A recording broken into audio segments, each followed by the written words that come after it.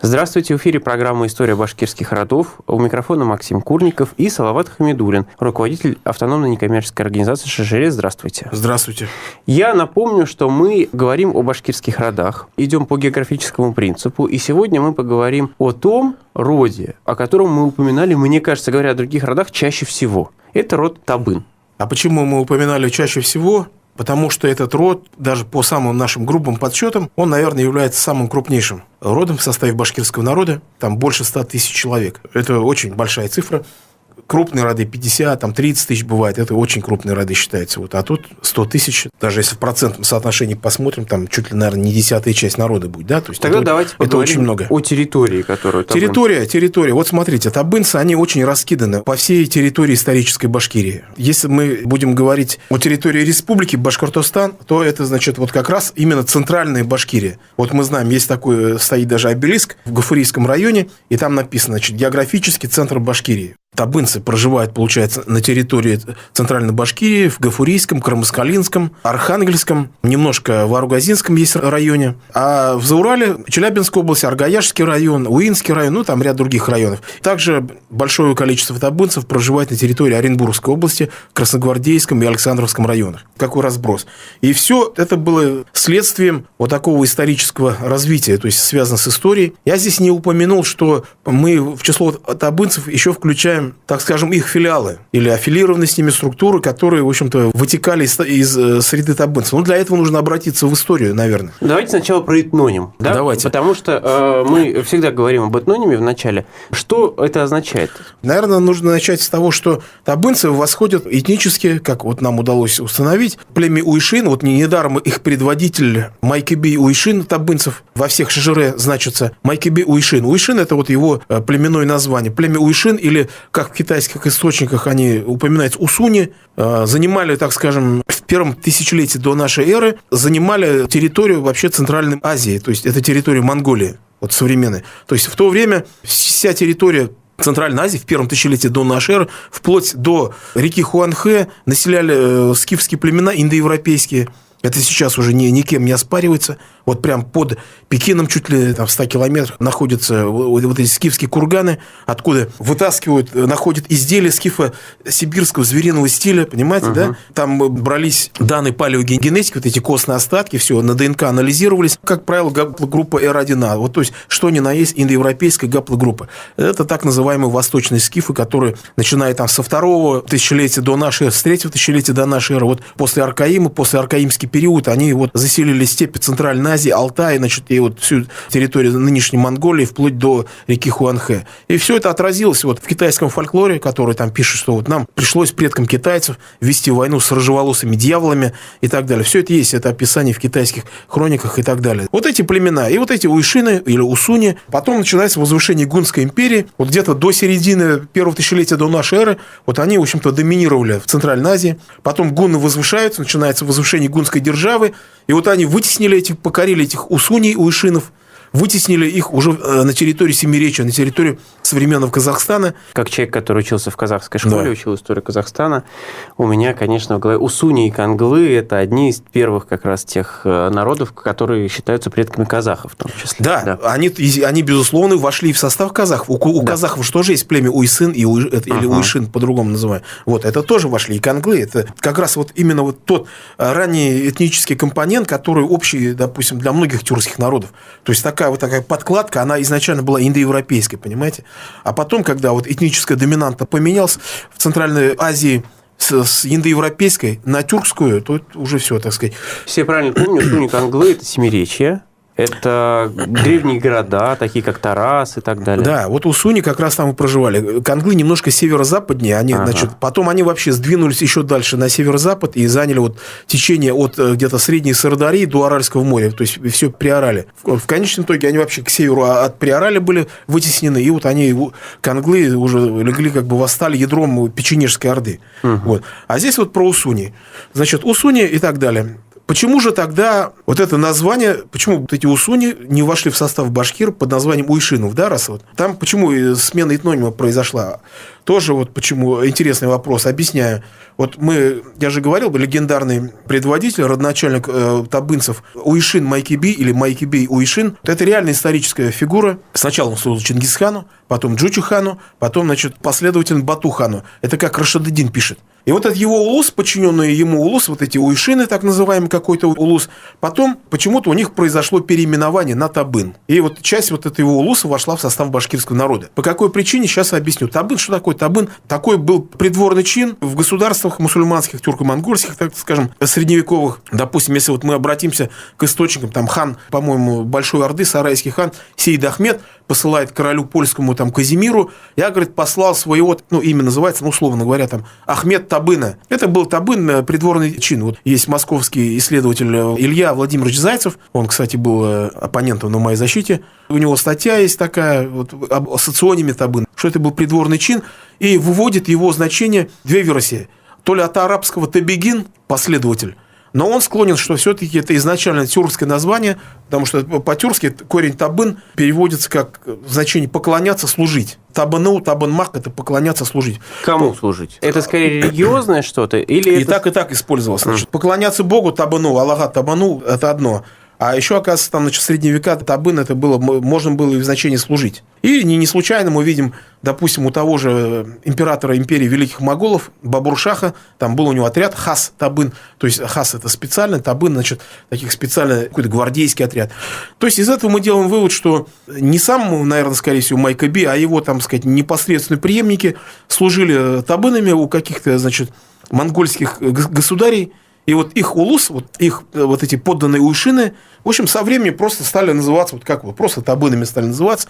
Вот это их этноним уишины постепенно, значит, выветрился из памяти, а вот это соционим закрепился в качестве этнонима. А их название уишинов только осталось в титуле родоначальника табынцев – Майкобей Уишин. И вот эти табынцы были очень преданы чингизидам. Мы знаем, что когда началось присоединение к русскому государству, восточные табынцы, не надо путать с западными, восточные табынцы отказались присягать и до конца сражались на стороне Кучума, хана Кучума и Кучумовичей. Современный историк Трипалов, российский ведущий специалист по Золотой Орде, он так и пишет, что основной боевой силой Кучума и Кучумовичей до прихода калмыков табынцы, санрянцы, терсяки и другие зауральцы. То есть изначально, по их шежере, табынцы государственнические, племя такое, значит, с такими понятиями о служении, феодальными понятиями, с государственным мышлением, конечно, не могли не оставить после себя каких-то памятников. И как раз у табынцев мы видим огромное количество там всевозможных шежере, всяких хроник даже, я бы их назвал, которые, в общем-то, сохранились до наших дней. И они жили в Заурале, как они пишут, мы жили по реке Миас, до Тобола и Иртыша, значит, это огромная территория, то есть фактически территория всего Заураля, вплоть до Западной Сибири, это была территория, значит, изначально табынского юрта, где они там жили. И в средние века, потом, когда после распада Золотой Орды возникло Сибирское ханство, был там такой хан Ибрагим хан или Ибак-хан. Табынцы что-то повздорили как-то с Ибрагим ханом, тот, видимо, какую-то централизацию проводил. И, в общем-то, по шежере, которую, значит, сохранил в своем сочинении башкирский писатель начала 20 века Мухаммед Салим Умедбаев, произведению «Ядкар», там он эту приводит древнюю хронику, что Ибак-хан решил убить табынских беев, Асади-бея и Шакарли-бея. И они, спасаясь от истребления, забрали своих улусных людей и бежали на запад из Зауралья. Перевалили Уральский хребет, пришли на территорию современного Белорецкого района, нашли здесь башкир-катайцев, попросили у них земли, там, мы знаем, да, что такое Белорецкий район, там земли нету как таковой, там одни горы и все, то есть там невозможно. Те отказали, говорят, у нас у самих там мало земли для пастбищ. Они пошли западнее, эту всю горную часть прошли и вышли к реке, значит, Белые. И здесь встретили башкир племени Мин. Попросили у них земли, минги сказали, пожалуйста, полно земли, значит, оставайтесь. Так был заложен две части табынского улуса, то есть они разделились. Тот, который остался в Заурале, назывался Кара или Карый табын, старший табын, а который сюда перешел Кичи табын, или по-башкирски Кесе табын, то есть младший табын. Два улуса образовалось. Потом этот младший табын начал разделяться, отпочковываться где-то в конце 17 века. Из него выделились образования кумрук-табынцы, к которым, кстати, я принадлежу. Кумрук-табынцы, выделились из них, значит, Юмран-табынцы, там Бишол-табынцы, Дуван-табынцы и так далее, и так далее. Это все огромное количество властей. Но каратабынцы тоже не сидели там, от них тоже постепенно начали отделяться группы каратабынского населения за Урале, и они начали тоже перебираться на западную сторону Урала и заселять север Башкирии. В то время он был малонаселенным, очень редкое население, там просторов было предостаточно. север Башкирии, перевалив на ту сторону, вот они стали филиалами Каратабынского улуса. Это, значит, Таныбская волость возникла по реке Танып от названия реки Танып. Большая Таныбская волость. Это вот род Танып сейчас, север Башкирии. Вот чтобы как раз понять, вот если мы берем период 17 века, 16-17 века, когда это было раньше немножко. Какие-то документы и так далее. Вот уже тогда Табын был одним из самых крупных или самым крупным родом? Или он... Он тогда был одним из самых значительных и многочисленных. Во-первых, почему значительных? Я же сказал, у них всегда был большой политический вес. То есть были приближенными ханов вот с таким государственническим мышлением, несмотря на то, какой сюзерен. Сначала были чингизиды, потом, когда их не стало, были Романовы, Рюриковичи. То есть всегда вот служили, я все-таки договорю, вот таныбцы перешли на север Башкирии, заняли вот современные Балтачевский, Аскинский, там рядом вот эту примерно территорию по реке Танып заняли. Потом постепенно из таныбцев выделились род Балахсы, балахчинцы, это Аскинский район, кайпанцы, это Ташлинский, и, значит, казанчинцы, тоже Аскинский район. Унларцы, которые жили южнее, в Карайдельском районе, тоже вышел из Таныбской волости. А почему мы говорим, что Таныбское и Табынское одно и то же? Мы нашли это в документах. Вот всегда для нас представлял это тайну. Кто такие таныбцы? Вот недавно нашли документы, все, там Таныбская волость, Табынская тоже. Табынская тоже. Это все. И потом всегда меня удивляло, там был такое лицо Башкирии, так скажем, да, второй половины 18 века, старшина Кара Таныбской или просто Таныбской волости Кулый Балтачев, от кого назван Балтачевский район. Я всегда думал, почему вот он в одних источниках он пишется Кара Таныбской волости старшина, а в других Кара Табынской.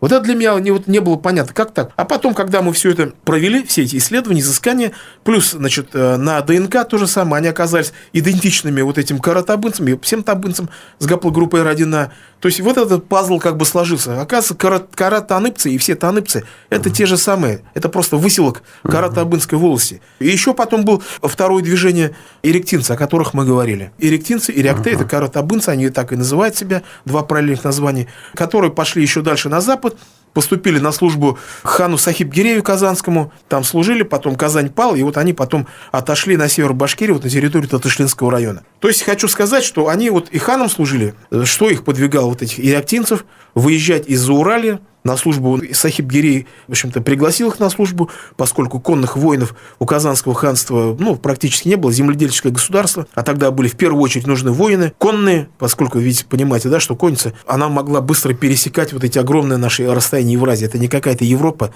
где там от Чехии, от там Праги до Берлина там 100 километров, там и пехота может дойти. А здесь, чтобы перескочить от Урала, там, я не знаю, там, до Крыма, вот посмотрите, сколько нужно. Ну да. Я просто вот смотрю как раз на те источники, которые у меня есть, и вижу, что в 18-19 веках земли табынцев были от Бузулукского уезда, да? И до Челябинска примерно. Да. То есть примерно вот такой... Да, был разброс. Вот как они вот в Бузулукском, сейчас просто я скажу еще. А дело в том, что... Это на тот момент Самарская губерния. Самарская губерния, то есть это еще до губернии, значит, просто объясняю, как это было.